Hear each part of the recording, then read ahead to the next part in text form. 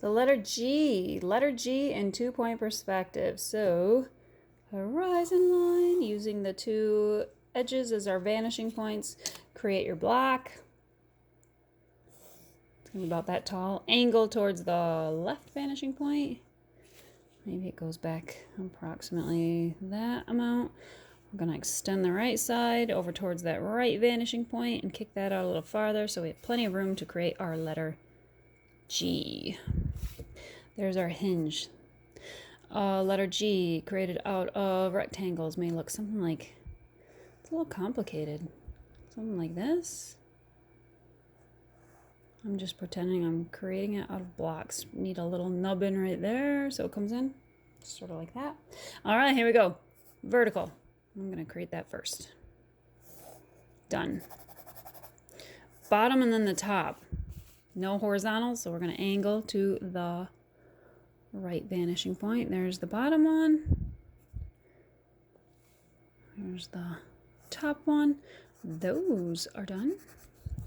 Alright, so I'm going to create this little, this gets a little tricky. Maybe I'll kind of draw the top line so I can see where it's going to go.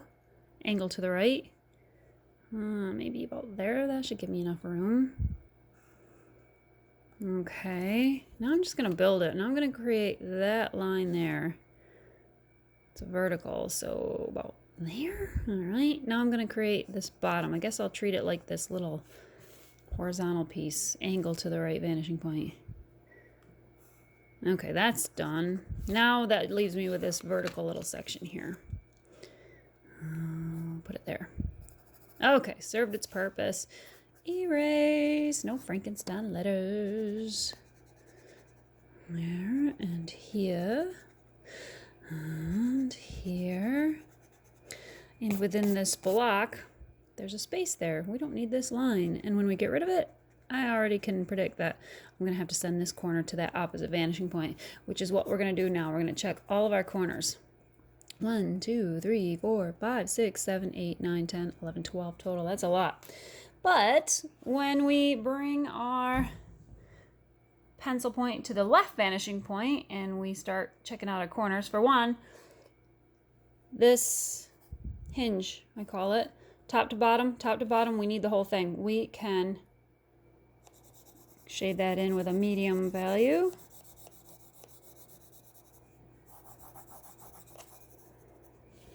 And then we're going to scan pencil point on the left vanishing point, lean your ruler, and start sliding towards those other corners without drawing through your letter.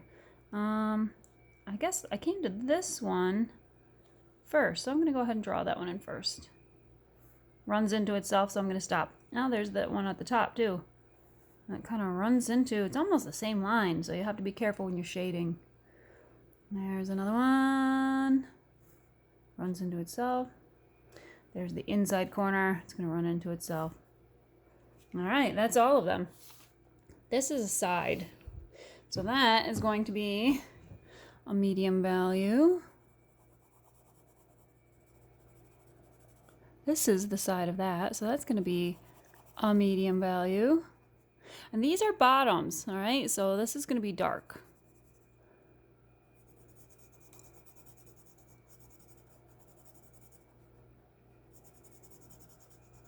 Same with this one. Now, I won't take too many points off if you shade this in all the way, but I'm looking at how far back this is going, and I almost feel like I should be able to see a back corner. So in order to create that back corner, you got to use your right vanishing point and angle this correctly. Like, I should see a back corner. I'm going to say there. Draw that line. There's the front corner, back corner. This would be nice and dark.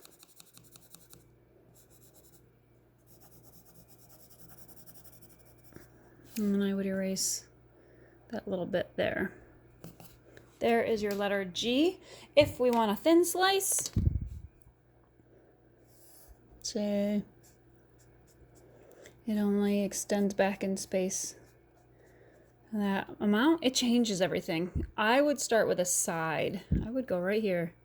I'd have it relate. There's a side. And where it touches this diagonal, that's the point I'm going to line up with my right vanishing point.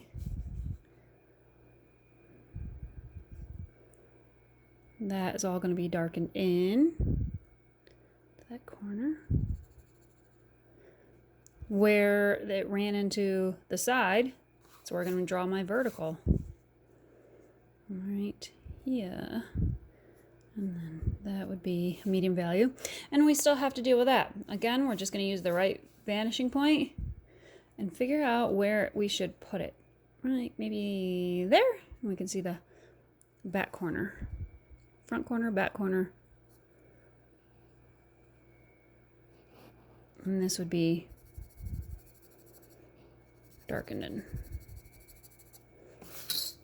And the rest would be erased away. That's a thin slice G now. All right.